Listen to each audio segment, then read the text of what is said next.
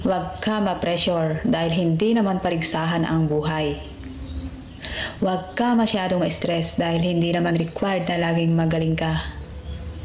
Huwag kang ma-stress dahil hindi naman required na laging nakakangat ka sa iba.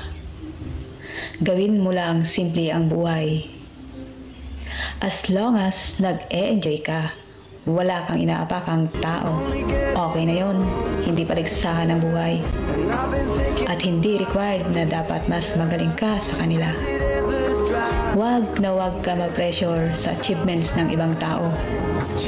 Dahil naniniwala pa rin ako na iba yung plano para sa'yo. Naniniwala ako na lahat ng mga bagay na gusto mong matupad at mangyayari dahil hindi ka naman nakikipagkompetensya dito sa mundo eh. Sadyang ini-enjoy mo lang kung anong meron ka ngayon. Ingat po palagi, stay safe and follow me.